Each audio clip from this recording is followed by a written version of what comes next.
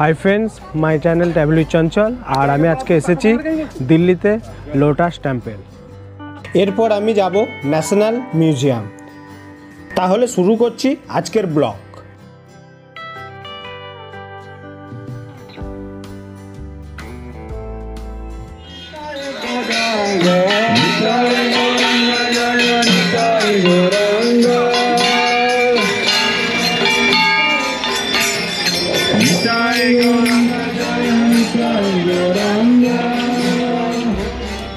এই গাড়িটি বুক করেছিলাম এই ট্রাভেল এজেন্সি থেকে, যার পোস্টার আপনারা দেখতেই পাচ্ছেন। 6 থেকে 8 ঘন্টা এই দিল্লি ঘোরার জন্য গাড়ি ভাড়া পড়বে 1500 টাকা। গাড়ি ভাড়ার জন্য আপনারা এই কন্ট্যাক্ট নম্বরে যোগাযোগ করতে পারেন। ভিডিওতে যে গেটটি দেখা যাচ্ছে সেটি হলো লোটাস টেম্পলের প্রধান গেট এবং এখানে যে সিকিউরিটি ম্যান দাঁড়িয়ে আছে তাদের চেক করার পরই আপনি ভিতরে যেতে পারবেন। ভিতরে যাওয়ার জন্য কোনো পে করার দরকার নেই। দ্বিতীয় দিন আমাদের, আর আজকে আমরা চলে এসেছি লোটাস টেম্পল। আর এখানে সব ধর্মের মানুষই এখানে আসতে পারে, মানে এখানে এন্ট্রি আছে সব ধর্মের মানুষ। মেডিটেশন করার জন্য এইটা সব থেকে বেস্ট, আর এখানে সবাই এখানে এসে মেডিটেশন করতে পারে।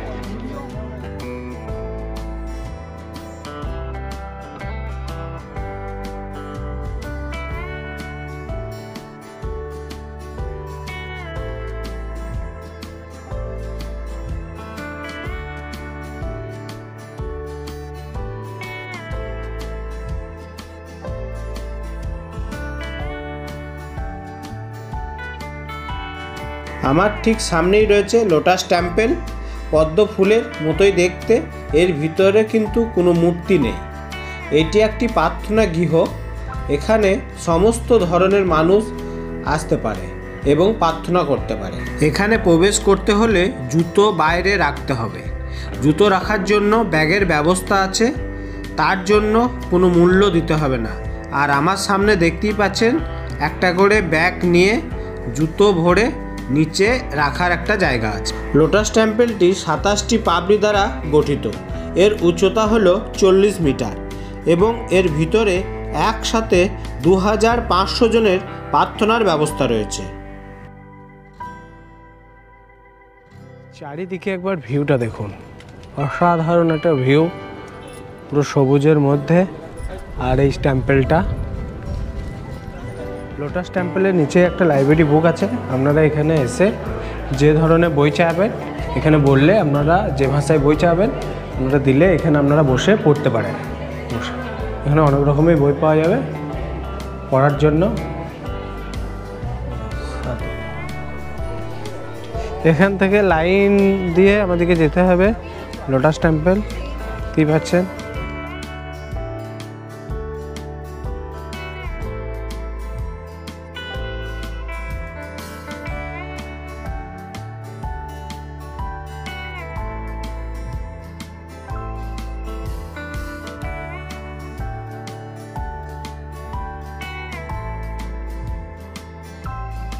কাছে থেকে এই লোটাস টেম্পলটি খুব সুন্দর দেখাচ্ছে, আর আমি আপনাদেরকে এর ভিতরের অংশটা দেখাতে পাচ্ছি না কারণ ভিডিও করার কোনো অনুমতি নেই।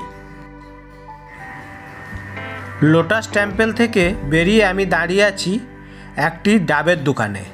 এখানে এক পিস ডাবের দাম 70 টাকা। ডাবের জল খাওয়ার পর আমি এখন যাব ন্যাশনাল মিউজিয়াম।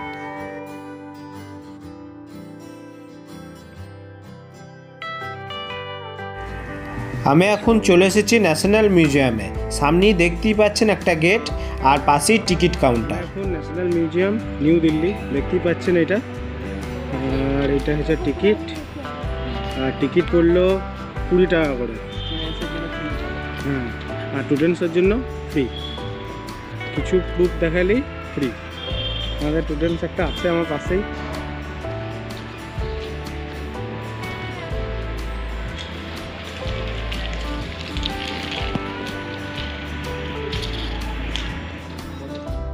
দিল্লির এই ন্যাশনাল মিউজিয়াম এক নজর একবার দেখে নেওয়া যাক। খুব সুন্দর একটা মিউজিয়াম। এই মিউজিয়ামে 3টি ফ্লোর আছে আর গোটা মিউজিয়ামটা দেখতেই পাচ্ছেন যে গোলাকৃতি।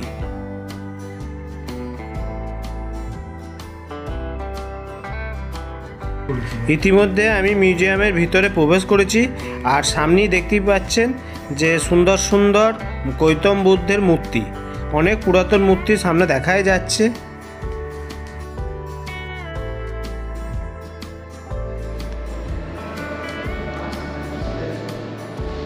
দিল্লির ন্যাশনাল মিউজিয়ামে দুটো বিল্ডিং আছে। পাশের বিল্ডিংটা হচ্ছে গ্রাউন্ড ফ্লোরে, আর তার পাশে বিল্ডিংটা অনেকটাই বড় কিন্তু 3 ফ্লোর।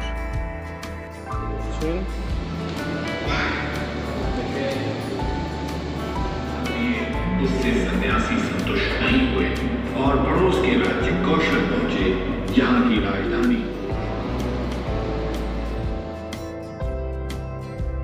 এই লাইব্রেরিতে আপনি এই বইয়ের মাধ্যমে অনেক তথ্য জানতে পারেন।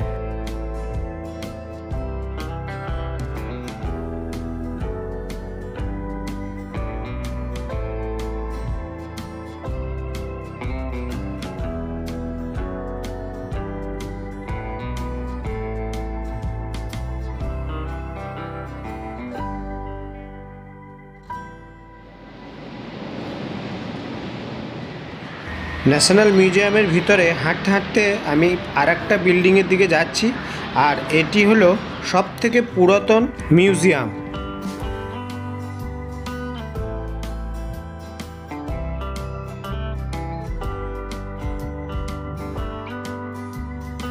ন্যাশনাল মিউজিয়ামের ভিতরে আপনি ক্যামেরা বা মোবাইল নিয়ে ঢুকতে পারেন, কিন্তু ভিতরে প্রফেশনাল ফটোগ্রাফি করা একদম নিষিদ্ধ।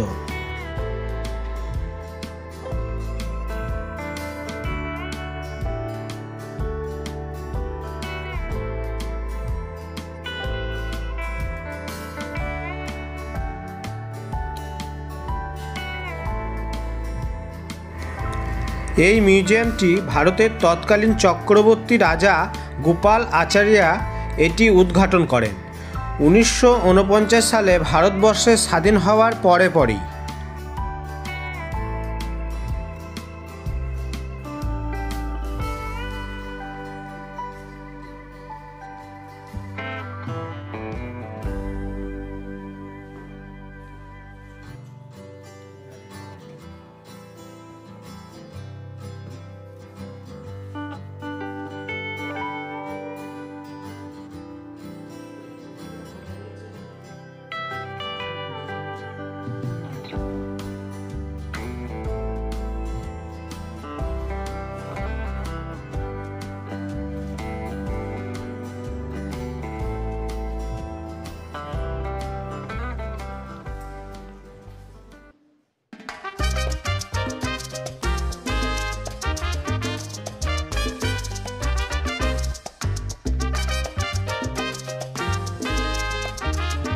আপনাদের কেমন লাগলো এই ব্লগটি? যদি ভিডিওটি ভালো লেগে থাকে অবশ্যই লাইক, শেয়ার এবং সাবস্ক্রাইব করবেন।